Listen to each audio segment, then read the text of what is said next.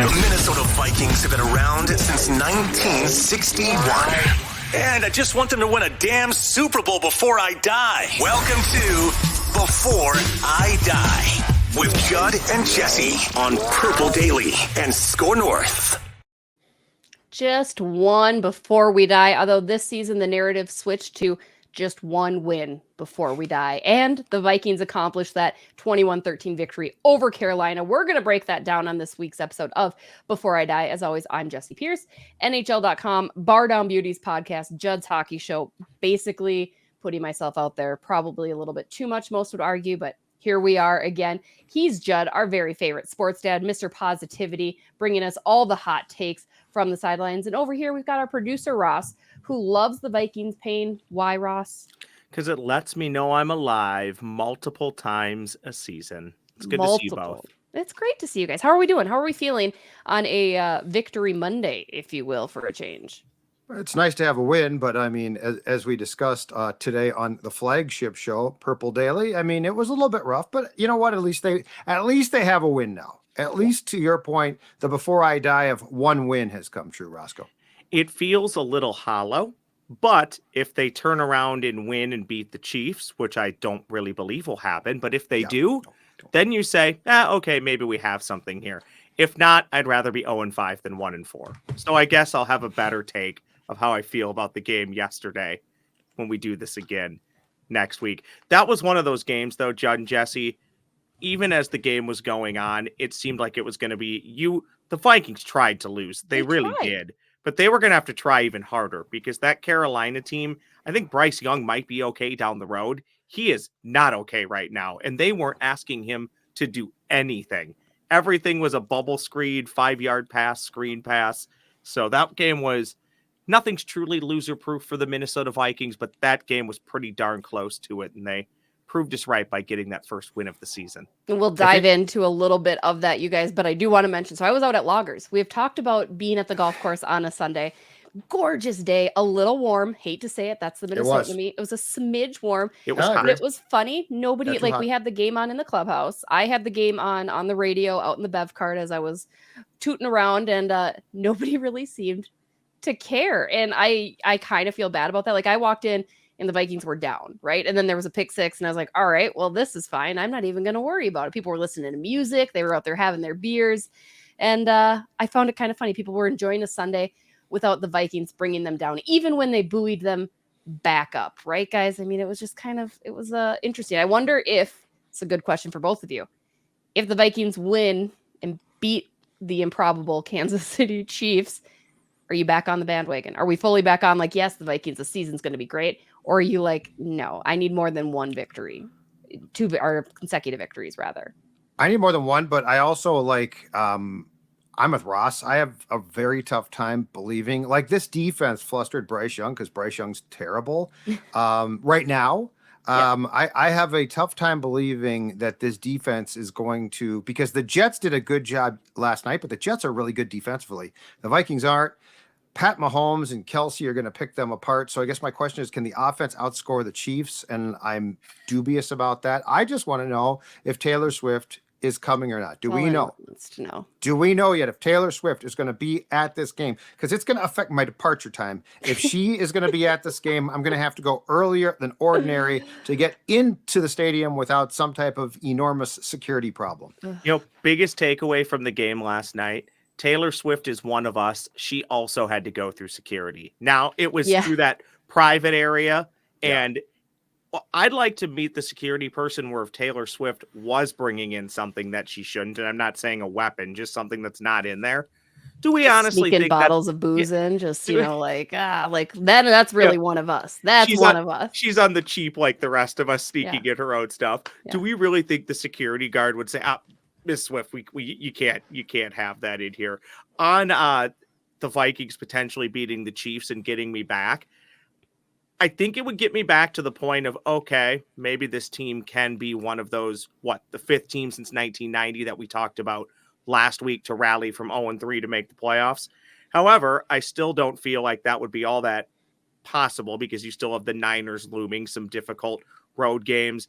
Division tests are always interesting. I mean, they're probably going to lose a game to the Lions, at least one, maybe two. Who knows about the Packers? Heck, who even knows about the Bears? So I don't know how much it would do for me. I think I would actually be a little bit more frustrated because, yes, the Vikings are 1-3, and you are, as Bill Parcells once said, you are what your record says. However, they could very easily be 3-1. Then you don't mind so much losing to Kansas City. Yeah. Now, if you lose to Kansas City, and again, I said earlier on in this pod, and you fall to 1-4, well, then in the grand scheme of things, what the heck was even the point in beating? Take the ship down. Just take it down. Exactly. That's where I'm at. I apologize, but here's an interesting little tidbit that I was chatting about with my husband this morning. Kirk Cousins is the only free agent that will be hitting the market this offseason, right? So you're going to have to draft a quarterback. You're not going to be able to pick somebody else up on the free agent market. So, no, right? There'll be other guys, but just nobody really. But I'm saying nobody worthwhile. Like that's, you know what I mean? Like I just think, I don't care. I'd rather give me more Sundays on the golf course, serving up bevs or playing. Let's play it that way. However, the Vikings did give us an interesting victorious Sunday, as we'd mentioned again, 21-13 at Carolina. Let's start with Harry the Hitman. Harrison Smith had easily his best day ever. 14 combined tackles, 3 sacks, a forced fumble. How do you guys feel? What else can we say about Harrison Smith and his performance yesterday? And where has that been? It's been a long time. It's been a very long time. That's one of the best games of his career. 34. So, I mean, he is certainly not a kid. And he's a guy who, was told in March, take a pay cut or you're gone. And I think he flirted with the Bengals and a couple teams, but he eventually said, I'm going to stay put here and took a pay cut. So a year ago, it's interesting because I think what we saw, and O'Connell took a sideways shot at Ed Donatel, very well deserved in his post-game comments. But a year ago, we saw Smith used as a typical safety. So he actually tied his career high with 5 picks, but he's a guy that can move around. Like he's a multi-positional, he's a coach on the field. And so to see him use just playing deep is a complete waste of his talents. And it felt like yesterday was if this makes sense, a re-coming out party for the Harrison Smith that we had seen previously, especially back a few years with Zimmer. But here's the thing that's impressive, you guys. 3 times in his career, he's had a career high in sacks in a single season of 3. He equaled that yesterday. Mm-hmm. So like that is, and again, see, the whole thing is, I'm glad that they won just for the sake of like our shows. It does make it more fun. Like if they just lose, it's tough because you're just piling on. But that being said, that Carolina team is not good. They look like a team to me that's playing to lose, because if you're not, Bryce Young would be benched for Dalton, and they're not going to do that. But it's very impressive that Harrison Smith reemerged as well, and it was fun to watch. And I asked Phil and Declan this: when's the last time, you guys, that we've watched a Vikings game where the defense was like the stalwart? Yeah, I honestly can't tell you. It's been a minute. Guys. Yeah, because Mike's last 2 defenses weren't good, but they were great. So was it like Phil said 2017? He might be right about that. Yeah, I was going to say the first half of the divisional playoff game against the New Orleans Saints in 2017. Yeah. Then the New Orleans Saints 19. The Saints kind of That's a great one. Yep, that's probably. Well, I think this did the Saints. I'm trying now from memory. Did the Saints get going? That would have been wild card round, actually, too. I'm mixing up but 19 Vikings games. 19, they won there, and you're Correct. right, though. They went to New Orleans. That's the year that Zimmer, and it was really genius, he took Daniil and Everson Griffin and put them inside a bunch. Yes. And like Drew Brees was flustered. So, yes, that's probably the last time that it felt like the defense actually drove a key win.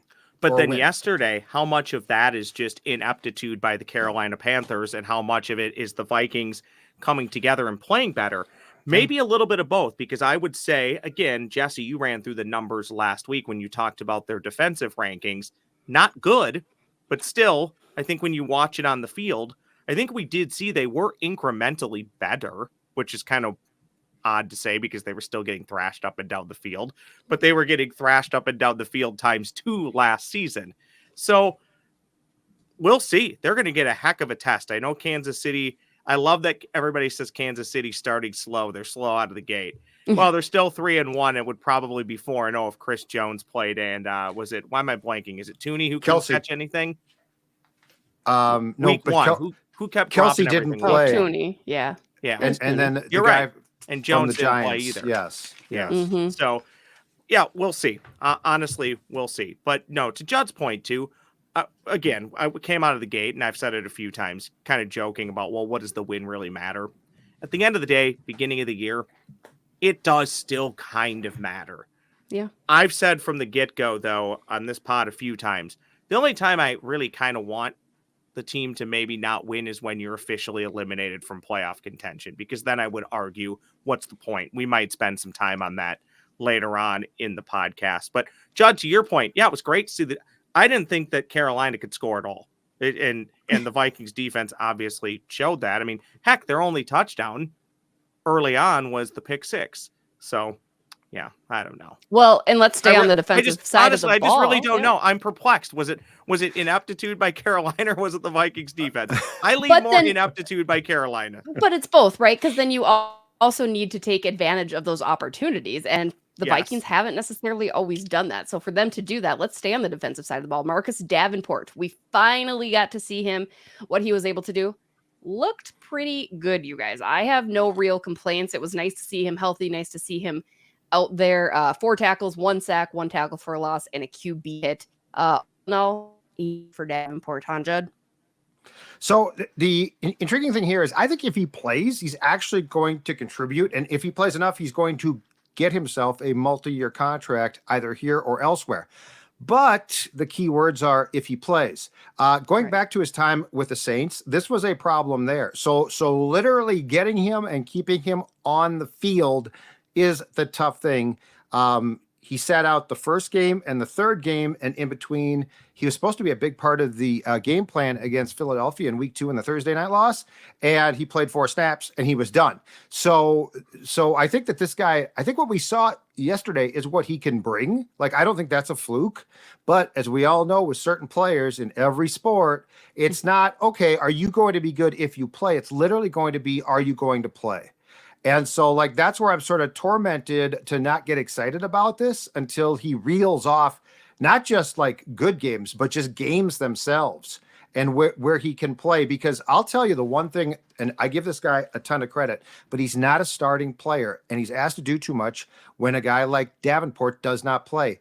DJ Wanham, who returned the scoop and score of the Bryce Young fumble, 51 yards for a touchdown, is a really serviceable quality backup. But he's not a starter. He can't play those, there's a certain point there where you ask him to play a snap count that he's not going to be successful at. But I think we saw the best of both worlds because Davenport had a really good game, some nice splash plays. Wanham dropped that early pick of Bryce Young, which was a brutal drop, but then came back, scoop and score, and a sack. So if you can, knock on wood, if you can get Davenport to stay on the field, I think you've got something here. Just don't assume it's going to happen until we actually see a large amount of games where he is healthy or at least plays through whatever's bothering him. Right. It only takes one GM, so I assume somebody will if he puts together some games. But Judd, to your point, I think you always have to be leery of the other shoe dropping with him. I mean, that was the rap on him before he got to Minnesota. Now we've already seen it at Minnesota. And I don't like to say, some guys are not tougher than others, or some guys just don't have a pain tolerance to play through things. I think the trainers and the players, they figure all that stuff out. But some guys obviously are just more predisposed to not being able to play and not being on the field. And he might be one of those guys. So I don't know, Judd, if he's ever a guy you might get excited in the game or in the moment, but I don't know if you can project that excitement because it just kind of seems like you're chasing a unicorn. My biggest complaint on Davenport has nothing to do with his actual play. It's more a rule change in the NFL in the last few years. I do not need to see a defensive lineman wearing number 0. I don't need to see a wide receiver wearing, 95 if they chose to. I know there's still some mild restrictions, but I agree with my guy Tom Brady, who blasted this from the get-go. certain position groups and certain players should just be wearing certain numbers.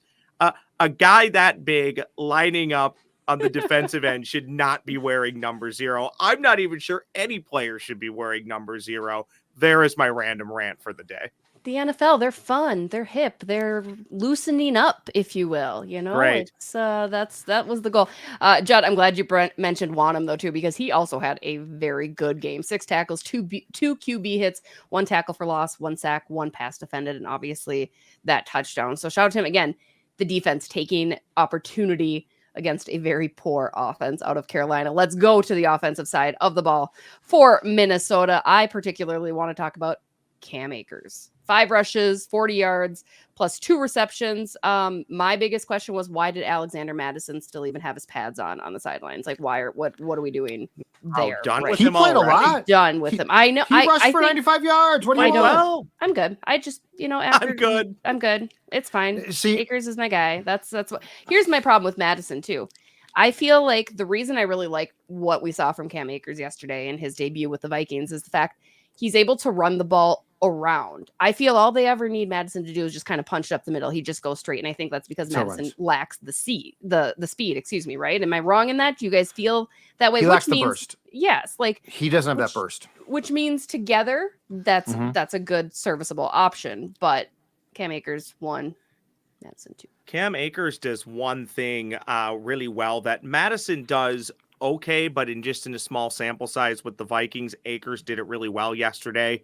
A few years ago when he was playing for the Rams, you would actually notice it. He is that running back, Judd and Jesse, that always, for the most part, falls forward, which over the course of a game or course of a play, that's a yard or two, or a 3rd and 2 run and you're stood up after a yard, but you're able to fight and fall forward for that extra yard. I was impressed with that. I would caution, still very small dose. He had 5 carries for 40 yards, 8 yards a clip. Yeah, Let's go. Caught a few passes, so good for him. Happy to see it. Glad we could get him on the field. No need for him to be on the field in week 3, but I'm glad we could get him on the field this week. And also, for as much as trying to win in week 3 to save your season, if you wanted to have any chance to work your way back into this thing and potentially be a wild card team, or who knows, somehow win the division, you absolutely had to win yesterday. So at least in that sense, they quote unquote saved the season by getting that win over Carolina. Okay, let's talk about the run game. Because yesterday, let's have an honest discussion. Yesterday's run game is exactly what I want to see. Now, I will say, Jess, I side with you a bit in saying I think the carries, because they were 17 for Madison, 5 for Akers, and then a scramble by Kirk. Okay. 23 carries total, 135 yards, which is a really nice day, 5.9 yards per clip. But here's my thing. 1, offensive line, bravo. You did a great job of blocking. 2, this is where, and we talked about this, and I feel like it's been ignored. Ty Chandler did not get a carry. I think going into the season, the goal was to have Madison and Chandler be a pairing, because one is, Madison basically runs like an old school back, like you're saying. He doesn't have a big first step, but you know what? He can find a hole, and he likes to go up the A gap. Like, he's going to be a meat and potatoes guy. Akers and Ty Chandler like to go zone run outside. But I think what happened was Ty Chandler, unfortunately, I don't think can block. And so they're like, we can't have, like, if there's a blitzer, we're screwed. So he basically got benched and has been benched aside from kickoff returns. Akers and Madison, to me, though, I love this because it's 2 very different styles. And this whole thing, and Peterson, to go back to Peterson's time here, and in his prime, he was great. And then Dalvin Cook, again, in his prime, very good. He is now completely done. By the way, he is a non-factor. Watching him run the football with the Jets at 28, he looks like he's 68. But the fact is, this run game is exactly what you want. 2 different styles. And I think that the carries will be more distributed as the weeks go on, ideally. So, Jesse, I think you're probably right. But I love the fact now that it's way more of a run game by committee, because that's how you do it on the cheap and have success. Here's what I would ask, though, and we talked about this last week, Judd. Everything you said about Chandler is valid. Cam Akers could have been here to start the year in week 1, especially at the trade and the asking price that was obviously given by the Rams. They maybe got him for nothing. If he doesn't reach 500 yards, I think it's nothing. Correct, Judd? Yes, I think that's correct. So if you would have traded for him before week 1, what would the asking price have been? A guaranteed 6th or a guaranteed 7th round pick? And if it wasn't him, it could have been somebody else. You can make a pretty strong case. You probably lost a game, if not both, because you didn't have your running back room in order to start the season. That is all on management. And to a degree, the head coach for maybe not knocking on the general manager's door loud enough or enough times to get somebody in here. They misidentified Chandler for sure. Yeah. Well, why not fix it before the season starts? They whiffed on it. To me, that's a big problem and a big red flag. And also, is Reisner apparently he needs a month to learn the playbook? That one I don't. I don't get that either. Yeah. I don't get that either. Questions, which leads me to questions that our fellow followers have. Ross, what do we got today? Comments from YouTube.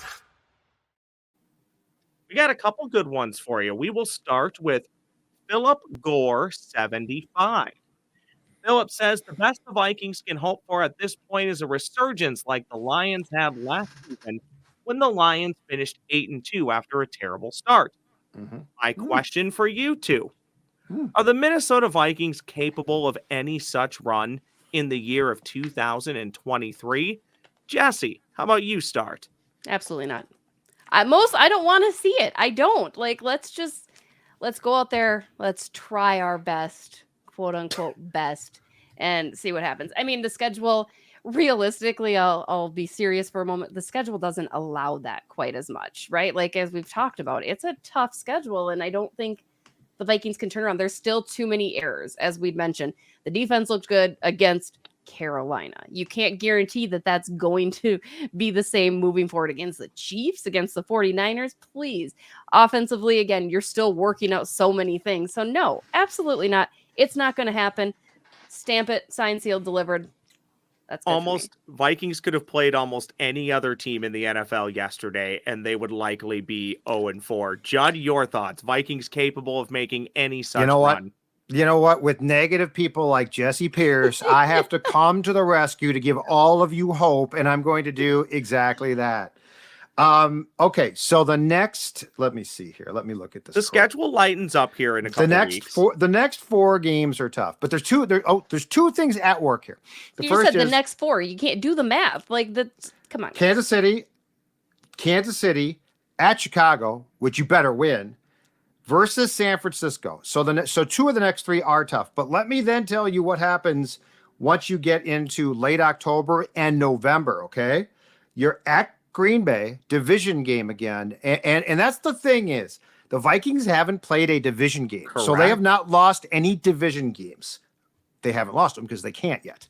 And then in November, you guys, at Atlanta versus the Saints, at Denver, which looks to be a disaster, which I'm shocked by, and then versus Chicago before your bye week.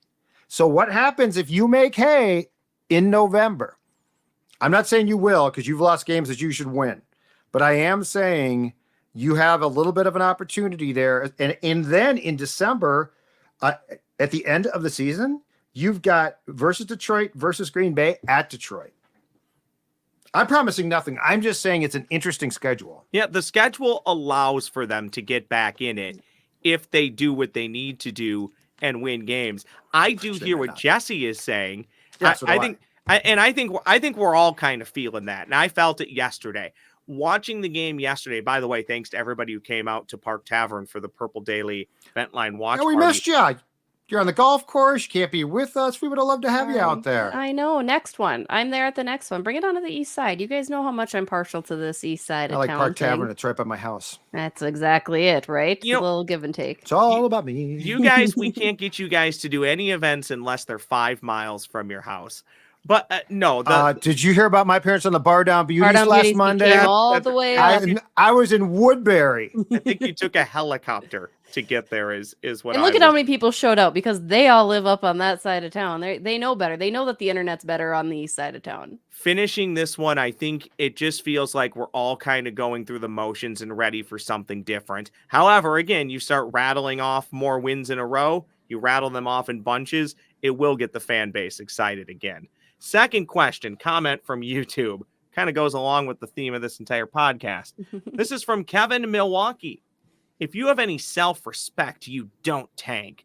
If you lose enough games to grant you a top 3 draft pick, you can enjoy it in silence in a stoic fashion as a good fan. That's how it's done. There's your comment from YouTube.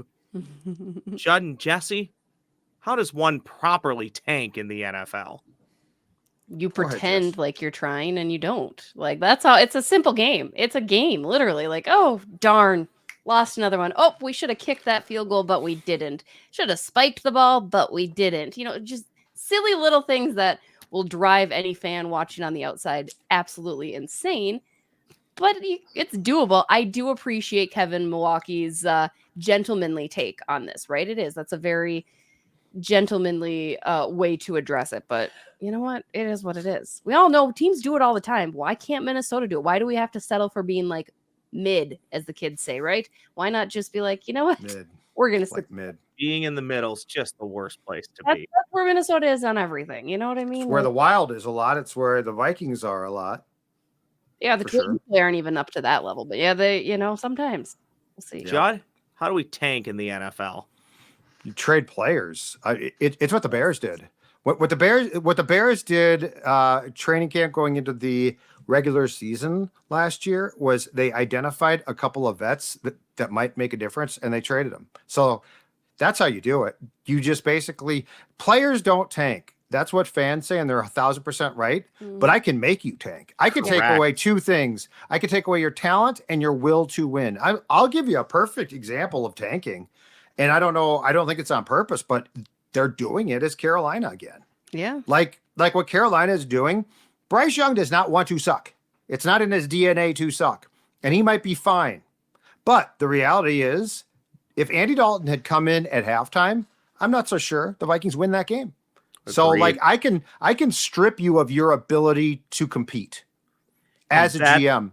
That's exactly where I'm going, Judd. I would never ask my players to lose a game. I don't think anybody does that. I wouldn't even ask my coaches to do that. But as management, I would do exactly what you said. I would put a team on the field that is virtually incapable of winning. And then if those players do win, okay, I tip my cap to them and congratulate them on winning. To be clear, I don't believe the Vikings should be doing that at this point. Had they lost to Carolina, I would say, yes, let's go all in. But now you've extended it a little bit. But the moment you are eliminated from playoff contention, the way the NFL is currently constructed, there is no point in winning. Do not win a game after you've been eliminated from the playoffs if you can help it. My one question to you guys, and this is something that I think we're going to have to hold off major conversation for until next week or down the road. So I'll kick the can. Look at you. But a little tweeze, you got to come back next week.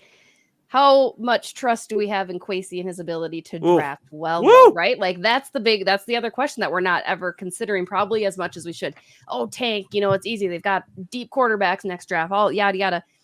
Kwesi has not done a very good job, and that's putting it nicely, at selecting in the draft thus far. So that's something, guys, I want you to chew on it for a while, think it over. Another negative bomb drop by Jesse Pierce for fans. Yeah, you are really. I mean, it's a win today. I'm so. And Phil got very upset because I played your role on PD because the Kirk Cousins game was just not good, and I basically said no, it was not. But it's fine. He's going to have bad games. But what I didn't like is, like, you would have thought post game that they lost by 20, and so I pointed that out. It's like, dude, this is why Kevin O'Connell is a super positive person, which in real life I can't stand, but in sports I totally get. I totally get it in sports. Like, you've got to suspend belief. Your like, happiness makes me sick. Yeah. Well, you secretly hate me, Judd. Your positivity Oh, you're not positive at all. Are you kidding?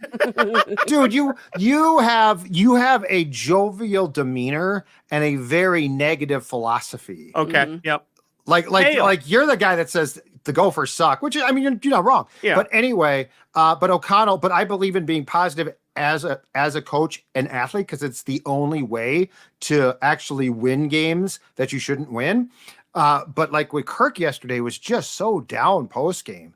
And if you go back and watch VEN put on O'Connell's post-game speech, which is really good because he's great at those. And like Kirk's Very in the PJ front. Fleck-like, by the way. Yes. I disagree. I think O'Connell comes off as sincere, and I think Fleck comes off as an actor. But yes, it's very culture. You're correct about that. But anyway, Kirk's in the front row, and he's like, it looks like they just killed his dog in front of him. I mean, it's like really sad. And it's like, dude, I know you threw a pick six, and you should be hard on yourself privately, but you still won the game. Yeah. And Judd, how many times has he won a game? No, you're fine. I'm sorry. I cut you off. Now we're mutual admiration. No, I just started to rant here about something that we weren't on topic. No, but you are right though. He needs to kind of be that stoic leader and also kind of be rah and help lift everybody up. And also Kirk, how many times last year, example 1A, 2A, 3A, 4A, how many times did you win a game because your defense was incapable of making plays for you? Well, yesterday, your defense made plays for you so you could make a mistake and still win a game. It is a team game. Team game, you know what? This team, we are good together. You want to know why? Because we have Before I Dies to talk about. Time now for the Before I Die crew to give us their Before I Dies. I'm not going to lie. I had a better segue working on in my head for a little bit while Judd was ranting, and then I got distracted. It was a whole thing, so I apologize. I'll work on that. That's what I promised to work on next It came out fine. I never would have known. It was fine. I'm honest. You know what? Go sulk in the corner like Kirk Cousins after a victory. Exactly. I'm very hard on myself. I'm very critical. I'm trying to bring the best each and every time. However, I will spike the ball and stop the clock. I'm sorry. I can't get over it. I will never get over it. That was just ineptitude. Anyway, let's talk about our Before I Dies. I'm going to kick it off if you boys don't mind. Go right ahead. I'm going to do that. So Before I Die, I'm very into Halloween. I love scary movies. I love haunted houses. Like, I'm not into the gore, but like the paranormal and the yada yada. So every year I decorate my house, right? In like a kid-friendly kind of scary way, but not super kid-friendly because my kids are a little weird and enjoy scary things as well. Before I Die. Drunk too. Yeah, exactly. It's a good time. The neighborhood's all walking around with their drink. Yeah, it's a great time. Yeah, I agree with you. Before I die, I'm going to get one of those like giant ass skeletons and put it in my front yard. That is before I die someday. They're pretty pricey, but I want a couple actually. I want like 5 of them, big ones. I've got one like 6-foot one, which is cool and all, but I want like the giant one. Have you and seen play sounds too? And play sounds by the Yeah. I would go. I mean, just deeper into it. The commercials with like the creepy skeletons and like ghost children and stuff. Yeah. Have you seen these? God, That's gonna be. See, that creeps me out. The first time I saw the commercial, I got the shivers. No, it's so good. I mean, I went into labor with my first child while in the movie theater watching the new It movie. And didn't have to leave. I think that's why they're a little weird and little into like scary stuff. But I should have known that's why your kid was named Pennywise. Exactly, right? Oh God, there's a neighbor that puts a red balloon out of the sewer grate just down the road. Do you want a balloon? I love it. Do you want a balloon? Give it to me. Scary stuff all day. So 6-foot skeleton before I die. And when my husband allows me to spend money on things like that, but that'll probably not. Oh, you tell him? No. But he'll find stuff just shows up in my house. Yeah, and he's like, "What? No, we're not." Well, wait, who pays the bills? I mean, we both do. He pays a little bit more. He's he's. Kind of I have no control of our cash flow. Yeah, see, that's Dawn does all of the, and she should way smarter. Yeah. But I don't know what she's spending on. All I know is like every day I'm picking up something from our doorstep. Now some of it's like paper towels now and stuff. Yeah, like she orders everything now. Like we don't ever. I like to go to the store. So I'm like, give me a list of stuff to go get. And she's like, I ordered that on Amazon. I ordered that there. But yeah, I got nothing to do with the bills. Giant skeleton. Do you want a giant skeleton? What's your Before I Die, Mr. Judd? Oh, my Before I Die is this. It's October related. And I think I'm going to be resoundingly booed by many for this, but I really don't care. I am legislating out anything over 80 degrees once October hits. Oh. These last 3 days, look. Dreadful. Here's the thing. Mother Nature, I don't need this. I don't need this. First of all, it's hollow. It's a hollow it's a furious rally. It's the Wild with Parisi and Suter. It's like, we're not done yet with summer. It's like, yes, you are. Get out of here, summer. It's over. It doesn't feel right. It sort of feels weird because it's not like summer heat. It's just this weird heat. And then here's my real thing, though. Not only do I not want it to be over 80, and especially like 87, but the humidity can go away on like August 15th. Mm-hmm. Be gone. Be gone. You know what I wanted? I said good Saturday. day. Go for football. You know what I wanted? I wanted a crisp, not cold, a crisp 11 a.m. start. Yeah. Ball in the air, shorts and a hoodie. You'll get that on Saturday night. And I was sweating. It's a Saturday night game now. Yeah, all week is supposed to be like upper 80s and then finally goes back to our normal fall weather, right? I think Wednesday I think it's the highs in the 50s by Wednesday, but it's going to be hot again Tuesday. Yeah, that's what I saw. That's what my phone had. My phone's wrong a lot. I concur with Judd. I saw hot through Tuesday, cooling off Wednesday. But that's my phone. No, and I don't you're wrong. We got 86 today, 82 tomorrow, 70 on Wednesday, 64 Thursday. And then we're in the 50s from there. 70's fine. 70's fine. 70's fine. 70's nice. You're right. And I take no humidity? Yes. Yeah. I don't like humidity in summer, but I put up with it. Yeah. Done with it. Mine, I think I maybe have touched on this before. I think this is effectively going to ruin my chance at ever being elected to any form of public office in the great state of Minnesota, should I so choose to run. We are going to start blocking off times in which certain people can and cannot go to Costco or Sam's Club. If you're not in Costco, trying to spend as much money as you possibly can within 10, 15 minutes of being there, don't go to Costco. Did you go on a Saturday? Quit getting in people's way. Quit lollygagging like you're, checking out a book at the library. When did you go? Oh, well, I typically go Monday or Tuesday nights because it buys people being there. Smart, very smart. But it's still awful. And Saturday, Sunday, if you're going to go, you have to go right when they open the doors. And that's awful. And even that doesn't work. So certain people, not allowed at Costco. Certain age groups, only allowed at certain times. I also would prefer we put down tape so there's aisles and lanes so people stay on their side. They're not running into each other. And if you abandon your cart, people are allowed to push it, pull from it, purge from it. These people who leave their dang cart in the middle of an aisle and walk away, come on. Where's your Costco? I don't want to give that location away. Maplewood. It's the same Costco I go to, but I feel you a little bit. I do feel like it's going backwards as far as the everybody welcome, but either way, maybe we'll figure some sort of gentle way to separate. Here's how I get through my Costco problem. You drink before you go? It's very simple. The St. Louis Park, and they've tried to improve it, but it's just landlocked. The St. Louis Park Costco parking lot is such a circus. It's such a circus that anything that happens if you get inside the store is gravy. Because the parking lot is so awful. Fair. I mean, it is an absolute gong show.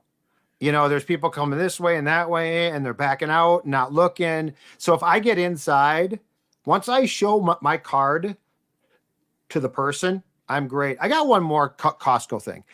Does it help? Is it real when you leave and they look at your items and it's more real now than it ever used to be. Okay, they're cutting down on theft and people using cards that aren't theirs. Oh, they are monitoring even me more, and I'm one person. I always get between 3 and 7 things, and they're checking every one now. Yeah, you only get 3 things. I even have a Costco membership. What are we getting at Costco? Oh well, the price is 3. No, it's like I said, 3 to 10 things. I mean, probably Dawn gets 20 things. Well, okay, you're 2 people. I'm one person.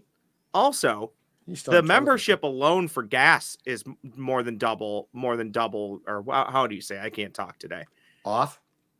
Well, saves you. It's honestly, it's the yeah. membership $60. I guarantee you, I'm saving at least 100 in gas. Okay, so I'm but making money off of the gas. And good photo quality there. Get your photos printed there. Good photo quality. Big fan of Costco's photo department.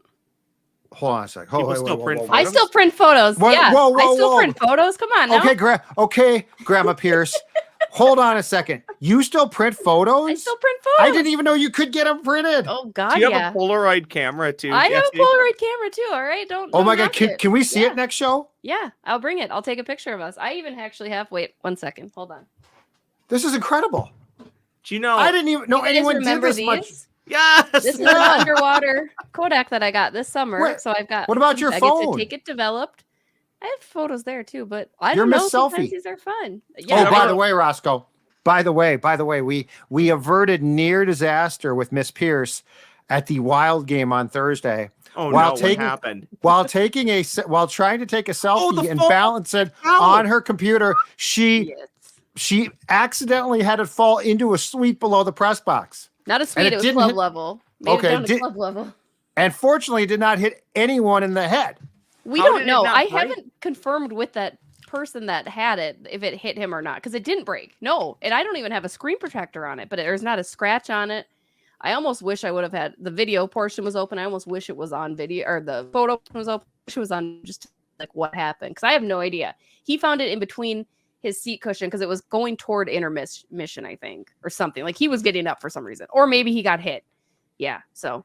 Note to self, be careful about that. That's a real thing that could happen up in the press box. Dangerous. All I've learned today, don't sit by Jessie anywhere because she might send her phone flying at people. And we need to take a Before I Die staff trip to Costco together.